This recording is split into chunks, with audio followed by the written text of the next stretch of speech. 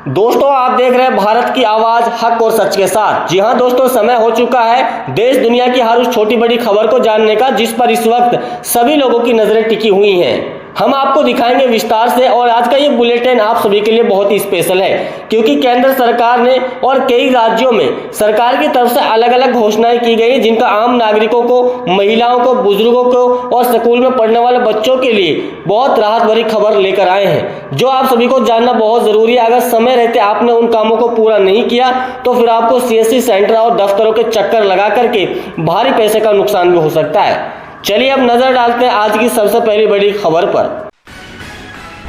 आसनसोल हिंसा मामले में 21 आरोपी गिरफ्तार। पश्चिम बंगाल के आसनसोल में जहांगीर मोहल्ला पुलिस चौकी पर हुए हमले के मामले में पुलिस ने बड़ी कार्रवाई करते हुए 21 आरोपियों को गिरफ्तार किया। लाउड स्पीकर विवाद के बाद इलाके में हिंसा भड़क गई थी, जिसके दौरान पथराव और ताबड़तोड़ की घटनाएं सामने आई। फिलहाल पूरे इलाके में पुलिस बल तैनात और प्रशासन लगातार हालात पर नजर बनाए हुए हैं। अब अगली खबर देखिए। पीएम मोदी ने लखीमपुर हादसे में जताया दुख, मृतकों के परिजनों को 2 लाख रुपए मुआवजे का ऐलान। प्रधानमंत्री नरेंद्र मोदी ने लखीमपुर खीरी हादसे में 10 लोगों की मौत पर शोक व्यक्त किया। साथ ही प्रत्येक मृतक के परिजनों को प्रधानमंत्री राष्ट्रीय राहत कोष में से 2 लाख रुपए और घायलों को 50,000 रुपए की अनुदान राशि देने की घोषणा की।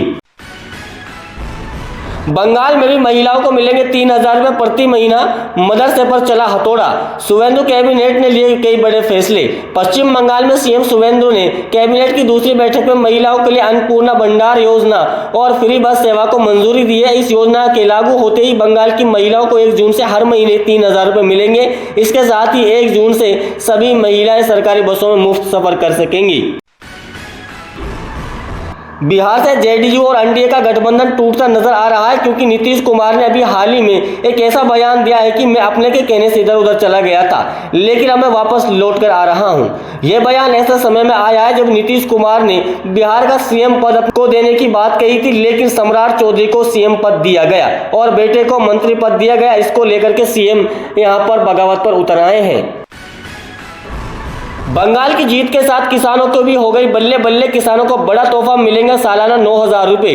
देश में चलने वाली कई सारी योजनाओं में से एक योजना प्रधानमंत्री किसान सम्मान निधि योजना, जिसके तहत किसानों को साल में 3 बार में 2-2 हजार रुपए दिए जाते थे, लेकिन अब किसानों को साल के 6,000 रुपए नहीं बल्कि 9,000 रुपए देने का ऐलान किया गया है, जिसकी किस्त अगले सप्ताह में इसी महीने ट्रांसफर की जाएगी। 16 राज्यों में एसआईआर का ऐलान, सियासत तेज। चुनाव आयोग ने 16 राज्यों और 3 केंद्र शासित प्रदेशों में मतदाता सूची के विशेष गहन पुनरीक्षण यानी एसआईआर का आदेश जारी किया। इसके तहत करोड़ों मतदाताओं का घर घर जाकर सत्यापन किया जाएगा। विपक्ष ने इसे लेकर सवाल उठाए, जबकि चुनाव आयोग ने इसे पारदर्शिता प्रक्रिया बताया। राहुल गांधी के नए प्लान से घबराई बीजेपी, बैकफुट पर आए अमित शाह। राहुल गांधी ने सभा के संबोधन के दौरान कहा कि जल्द ही केंद्र सरकार है जो डबल इंजन की सरकार अब जाने वाली है और केंद्र में यहां पर कांग्रेस की एनडीए गठबंधन की सरकार बनने वाली है, क्योंकि केंद्र की सबसे बड़ी बैसाखी बगावत पर उतर आई है। बिहार सरकार का बड़ा ऐलान, कर्मचारियों का डीए बढ़ा। बिहार सरकार ने राज्य के करीब 9 लाख सरकारी कर्मचारियों और पेंशन लाभार्थियों को राहत दी है। सरकार ने महंगाई भत्ते यानी डीए में बढ़ोतरी का ऐलान किया। इसके साथ ही 5 जिलों में ग्रामीण एसपी नियुक्ति का फैसला लिया गया।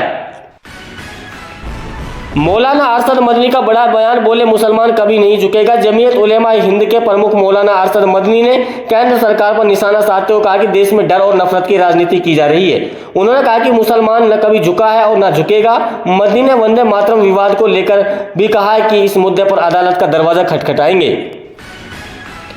सीजेआई सूर्यकांत ने कॉकरोच वाली बयान पर दी सफाई। मुख्य न्यायाधीश सूर्यकांत ने अपने विवादित बयान पर सफाई देते हुए कहा कि उनका शब्दों का गलत तरीके से पेश किया गया।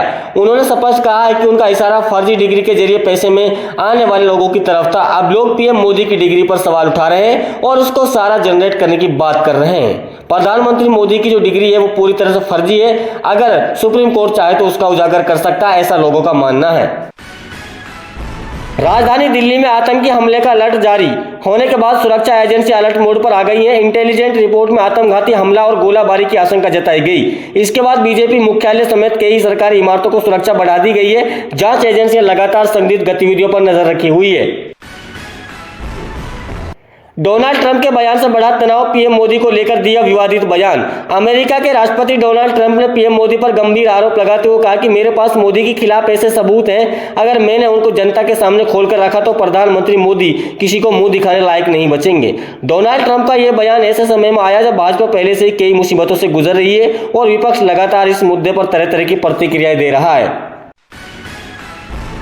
देश की राजनीति में उस वक्त हलचल मच गई जब सोशल मीडिया पर प्रधानमंत्री मोदी के इस्तीफे को लेकर चर्चाएं हुई, लेकिन सवाल यह क्या वाकई ऐसा हुआ है या फिर होने वाला है? अफवाहों का दौर है। दरअसल अब प्रधानमंत्री मोदी की ओर से सरकार की तरफ से ऐसा कोई आधिकारिक बयान सामने नहीं आया जिससे यह पुष्टि हो सके कि प्रधानमंत्री मोदी इस्तीफा देने वाले हैं। सुप्रीम कोर्ट में ज्ञानेश कुमार को लेकर के विपक्ष ने बीजेपी पार्टी की मुश्किलें बढ़ाई। खबर यह कि सुप्रीम कोर्ट में सुनवाई के दौरान ममता बनर्जी ने चुनाव आयोग पर आरोप लगाया कि चुनाव में वोटिंग के बाद नतीजों से पहले बड़ी हेराफेरी हुई। उन्होंने कहा कि इसके मेरे पास सबूत है और अगर ये आरोप मैं गलत लगा रही हूं तो आप सीसीटीवी फुटेज और वीडियो जनता के सामने सार्वजनिक कर दीजिए, लेकिन चुनाव आयोग का अभी तक कोई आधिकारिक बयान सामने नहीं आया है।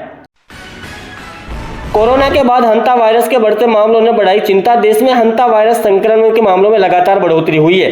ताजा जानकारी के मुताबिक अमेरिका, फ्रांस और स्पेन से आज 3 और यात्री संक्रमित पाए गए। इसके साथ कुल मामलों की संख्या बढ़कर 9 हो गई है, जबकि अब तक 3 लोगों की मौत हो चुकी है। स्वास्थ्य विभाग ने एयरपोर्ट और अस्पतालों में निगरानी बढ़ा दी है। ईरान को लेकर के ट्रंप का सख्त बयान, बोले समझौता करो या तबाही झेलो। अमेरिका और ईरान के बीच बढ़ते तनाव के बीच राष्ट्रपति डोनाल्ड ट्रंप ने बेहद सख्त बयान दिया है।